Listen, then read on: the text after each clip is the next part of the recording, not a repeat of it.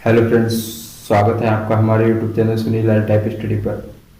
जैसा कि अभी हमने थोड़ा प्रोसेस स्टार्ट किया था जिस पर हम अभी लाइव आ सकते थे, बट कुछ टेक्निकल प्रॉब्लम्स की वजह से मैं अभी लाइव आया था, बट कुछ टेक्निकल प्रॉब्लम्स की वजह से मुझे लाइव हटना पड़ा। तो अभी मैंने करीब 20-30 मिनट की वीडियो बनाई थी, वो डिलीट हो गई है गलती से।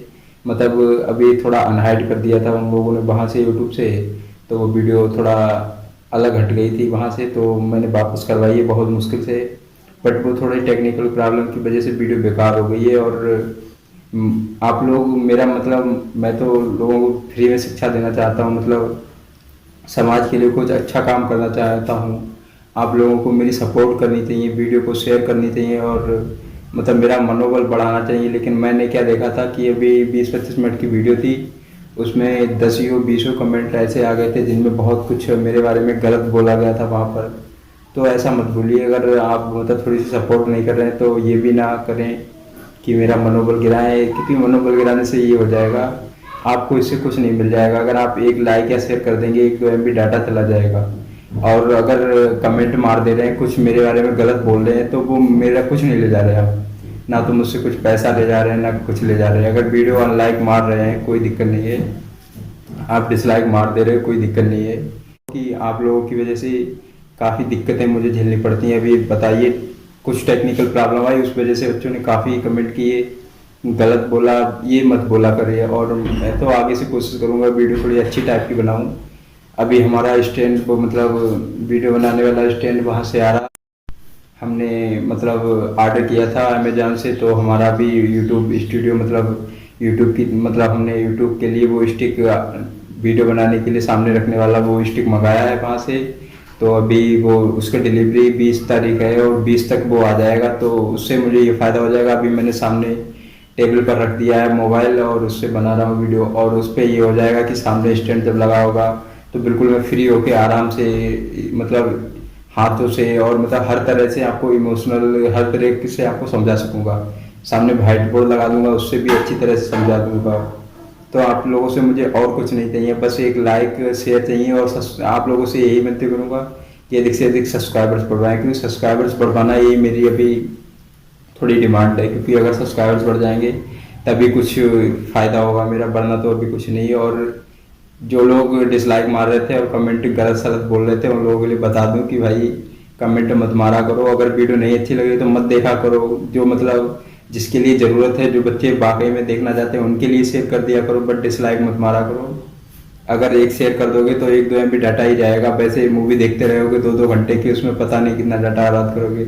और किसी इंसान की अगर हेल्प कर दोगे, वो आपसे मतलब अच्छा, समाज आज का ऐसा हो गया कि इस समाज में तो अच्छे लोगों की कुछ वो ही नहीं है। मतलब अगर समाज में मतलब कोई इंसान है और उसके भी बच्चे हैं, तो वो अपने बच्चे को यही सब मतलब समझेगा कि दूसरे भी अपने बच्चे को अच्छी शिक्षा दें।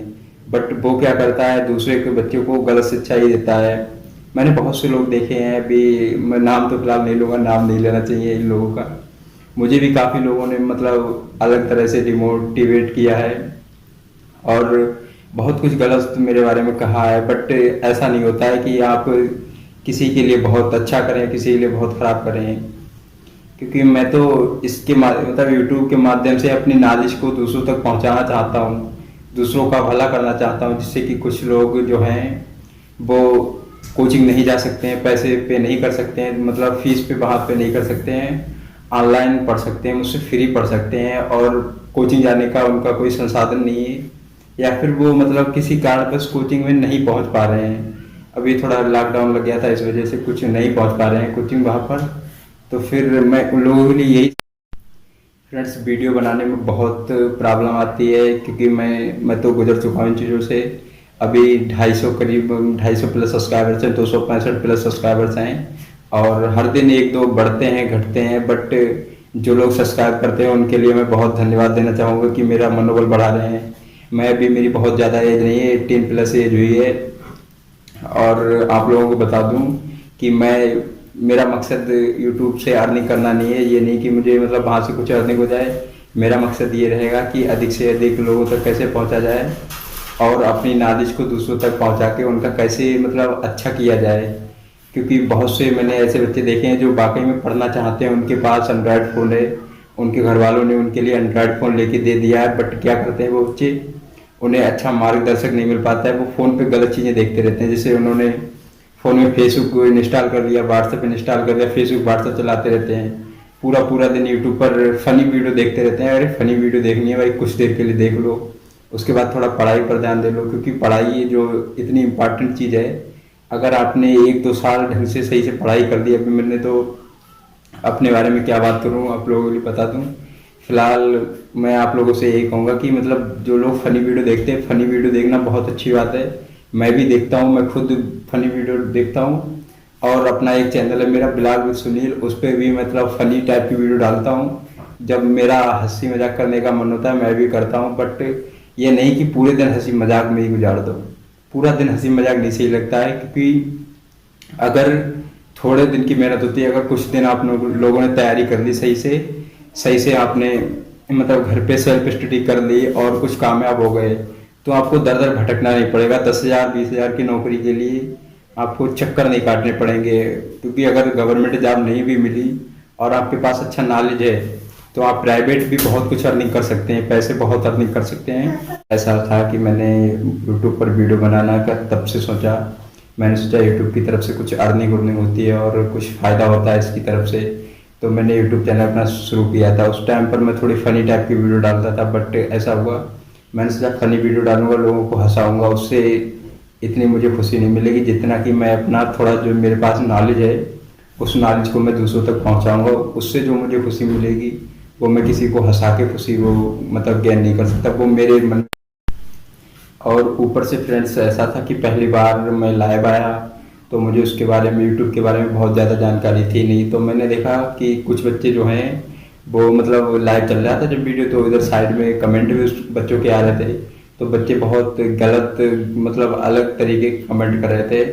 अभी एक मेरा मौसेरा भाई भी है, वो आदित्य नाम है उसका, बिसलपुर का, तो उसने भी 2-4 कमेंट ऐसे ही कर दिए थे जिससे मुझे हंसी आ गई थी। मेरा मतलब जो मनोबल था वो उसने थोड़ा नीचा कर दिया था, इस वजह से मतलब मुझे वहाँ पर क्लास को एंड करना पड़ा, और मतलब थोड़ी हंसी टाइप की आ गई थी। बट मैंने सर से बात की कि सर मुझे हेसिटेट हो रहा है, वहाँ पर मुझे शर्म सी महसूस हो रही है और मैं वहाँ पर लाइव नहीं आ सकता सर, थोड़ी दिक्कत हो गई थी, इसलिए 20-25 मिनट की वीडियो बना के, 20-25 नहीं तब भी मैंने 10-15 मिनट की बनाई होगी, तो 10-15 मिनट की वीडियो बना के और मैं वहाँ से मतलब वीडियो मैंने अपलोड कर दी, मतलब छोड़ दी वहीं पे। उसके बाद हुआ ये, सर ने बताया कि ऐसा है, आप मतलब जो कमेंट वो आ रहे हैं वो वहाँ से आप अलाउ कर की जगह डे नहीं कर दें, मतलब जो उसके कमेंट आएंगे यूट्यूब के वो आपको दिखेंगे नहीं, और जब वीडियो पूरी पड़ जाएगी उसके बाद देखेंगे। तो मैंने वो वहाँ से अभी सीख लिया है, और अब मैं लाइव के बारे में बिल्कुल डिटेल में पूरी बात जब सीख लूँगा उसके बाद लाइव आया करूँगा। और मैं मतलब ये नहीं बताऊँगा कि मैं किस टाइम पर लाइव आ रहा हूँ, ये तो जो लोग सब्सक्राइब मेरे चैनल को कर लेंगे उन्हीं लोगों को पता रहेगा कि अभी सुनील लाइव आए हुए हैं, मतलब सुनील लाल टाइप स्टडी लाइव, मतलब अगर आपका डाटा खुला होगा तो मैसेज आपके पास यूट्यूब का पहुंच जाएगा कि मैं अभी लाइव आया हुआ हूँ, वहाँ से आप देख सकते हैं। दूसरी एक इम्पॉर्टेंट बात बता दूँ कि मुझे आप लोगों का थोड़ा सहयोग चाहिए। सहयोग ये चाहिए कि जो क्लास 5th से ईयर तक के बच्चे हैं उनके लिए ये वीडियो सेंड करनी है। और फ्रेंड्स कल से बिल्कुल हमेशा के लिए फिर हर दिन, मतलब हर दिन अगर नहीं तो सप्ते में 2-3 दिन तो मैं लाइव आया ही करूँगा। बाकी की वीडियो अपलोड करके मतलब उसे सेव करके अपलोड करके डाल दिया करूँगा, बट सप्ते में कोशिश करूँगा 2 से 3 दिन लाइव आ जाऊँ, बिल्कुल वाइट बोर्ड की मतलब वाइट बोर्ड से बिल्कुल आपको डाउट क्लियर ही करवा के चलूँ, इस तरह से बिल्कुल वहाँ पर शुरुआत करूँगा, और बिल्कुल बेसिक से शुरुआत करूँगा। वहाँ पर तो उसने 20 तारीख डेट दे दी है मेरे लिए, वहाँ से आएगा, उनके लिए इम्पोर्टेंट जानकारी देता हूँ, उसे आप लोग देखेंगे। और आगे से मतलब सब्सक्राइबर्स हमारे, मतलब अगर आपने चैनल सब्सक्राइब नहीं किया तो सब्सक्राइब कर देंगे, लाइक कर देंगे, और वीडियो को उन लोगों के पास शेयर करेंगे जो वाकई में कुछ करना चाहते हैं, पढ़ना चाहते हैं, वीडियो के माध्यम से उनके पास भेजेंगे।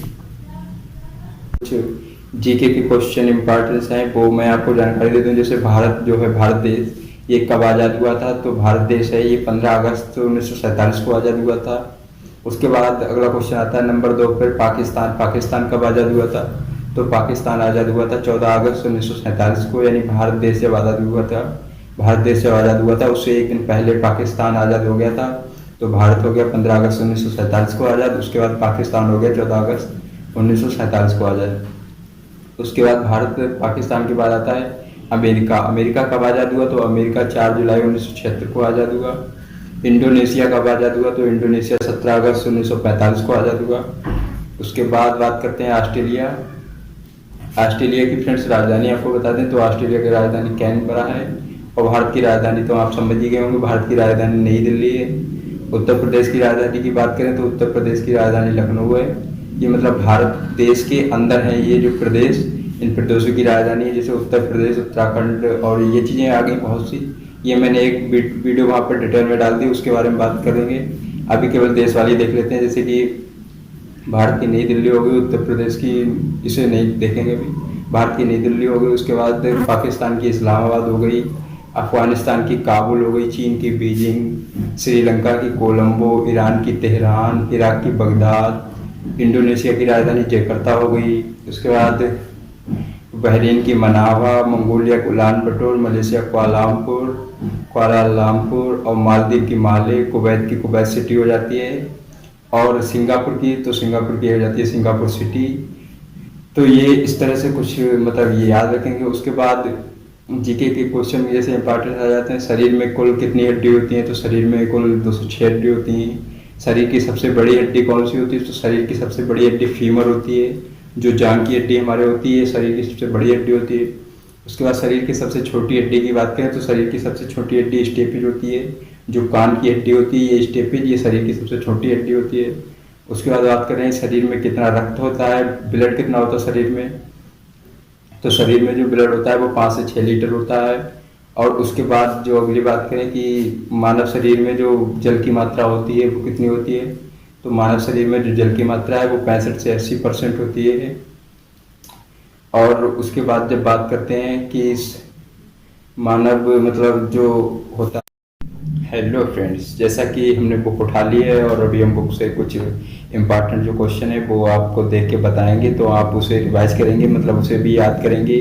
और अगर आपको इस तरह से याद नहीं हो पा रहा, जैसे मैं भी रिवाइज करवा रहा हूँ वीडियो बुक के माध्यम से आपको पढ़ा के और रिवाइज करवाऊंगा, अगर इस तरह से आपको याद ना हो तो आप वीडियो को 2-3 बार देख सकते हैं। और वीडियो मतलब याद करने का सिस्टम ऐसा होता है, आप थोड़ा शांति वातावरण में याद करें तो जल्दी याद हो जाएगा। और उसके बाद बता दूं कि वीडियो को अगर आप ऐसे याद ना कर पाएँ इन क्वेश्चनों को, तो आप वीडियो को सेव भी कर सकते हैं, सेव करके आराम से याद कर सकते हैं।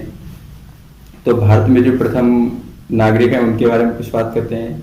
जैसे भारत के प्रथम प्रधानमंत्री, तो भारत के प्रथम प्रधानमंत्री कौन थे?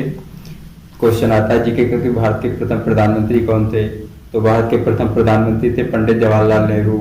उसके बाद आता है भारत के प्रथम प्रधानमंत्री हो गए। उसके बाद आता है भारत के प्रथम राष्ट्रपति कौन थे?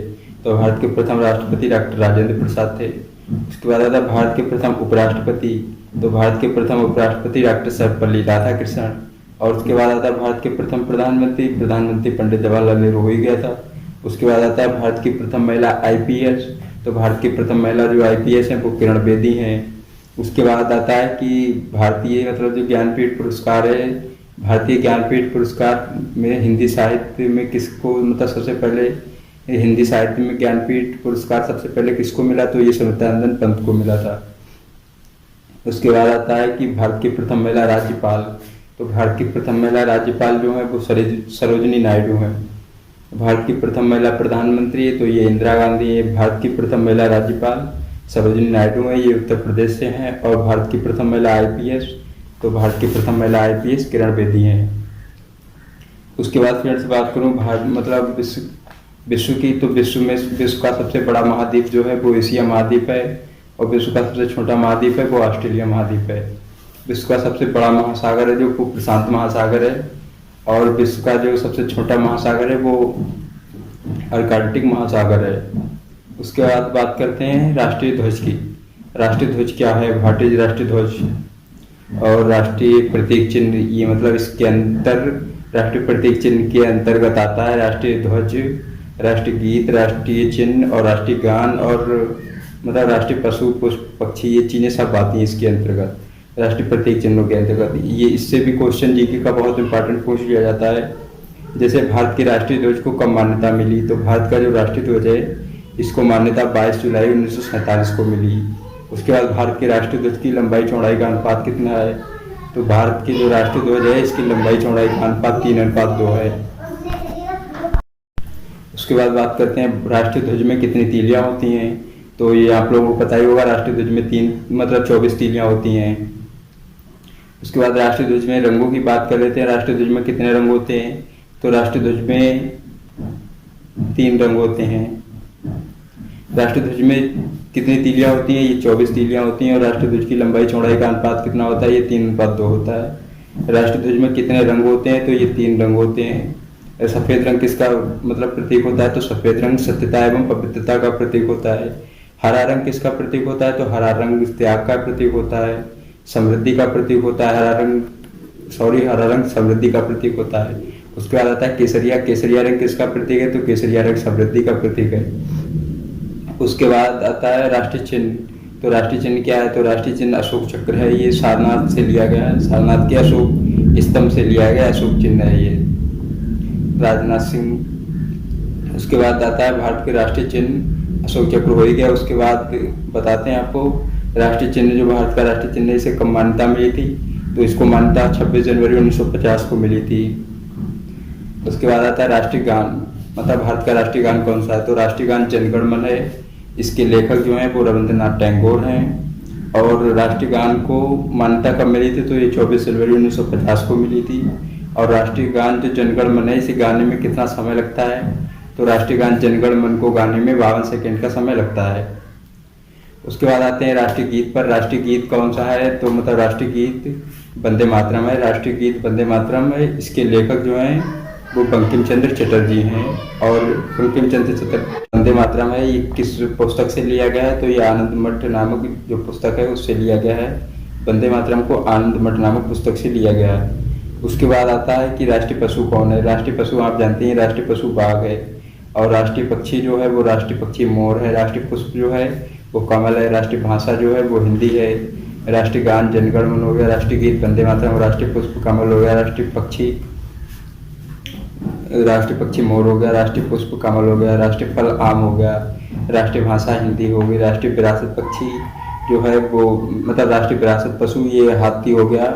उसके बाद आता है भारत मतलब राष्ट्रीय जलीय जीव। तो राष्ट्रीय जलीय जीव जो है वो गंगा नदी की डॉल्फिन हो जाती है। उसके बाद राष्ट्रीय सब्जी की बात जब करें तो कुछ किताबों में कद्दू भी लिखा है, कुछ किताबों में आलू लिखा है, राष्ट्रीय सब्जी आलू। उसके बाद राष्ट्रीय पकवान की बात करें तो राष्ट्रीय पकवान जो है वो खिचड़ी है। और राष्ट्रीय मिठाई की बात करें, राष्ट्रीय मिठाई कौन सी है, तो राष्ट्रीय मिठाई जलेबी है। उसके बाद बात करते हैं राष्ट्रीय नदी कौन सी है, तो भारत की जो राष्ट्रीय नदी है वो गंगा नदी है, जो आप लोग गए भी होंगे वहाँ पर। उसके बाद बात करते हैं यहाँ पर कुछ नेशनल स्पोर्ट्स के बारे में कि मतलब भारत का राष्ट्रीय खेल कौन सा है, तो भारत का राष्ट्रीय खेल हॉकी है। हॉकी को मतलब हॉकी में कितने खिलाड़ी होते हैं, तो क्रिकेट, फुटबॉल और हॉकी में 11 खिलाड़ी होते हैं। फ्रेंड्स ये जीके का क्वेश्चन बहुत इंपॉर्टेंट आ जाता है। जैसे कि आपने मतलब किसी का पेपर दिया और उसमें ऐसा आता है कि उसमें पूछ लिया जाता है कि क्रिकेट में कितने खिलाड़ियों की संख्या होती है, क्रिकेट में खिलाड़ियों की संख्या कितनी होती है, 4 ऑप्शन दे देते हैं आपको। तो क्रिकेट आप तो मतलब खेलते ही होंगे, काफ़ी लोग तो जानते ही होंगे क्रिकेट में खिलाड़ियों की संख्या 11 होती है। और मैंने इस क्वेश्चन को इस तरह से मतलब बच्चों को याद करवाया है और खुद भी याद किया था इसी तरह से कि क्रिकेट, फुटबॉल और हॉकी में 11-11 खिलाड़ी होते हैं। और खो खो में जो होते हैं 9 खिलाड़ी होते हैं। कैरम में 2 खिलाड़ी होते हैं। क्रिकेट, फुटबॉल, हॉकी में 11 खिलाड़ी होते हैं। क्रिकेट, फुटबॉल, हॉकी में 11-11 खिलाड़ी होते हैं। कैरम में 2 या 4 खिलाड़ी भी हो सकते हैं। Thanks for watching my video. Thank you.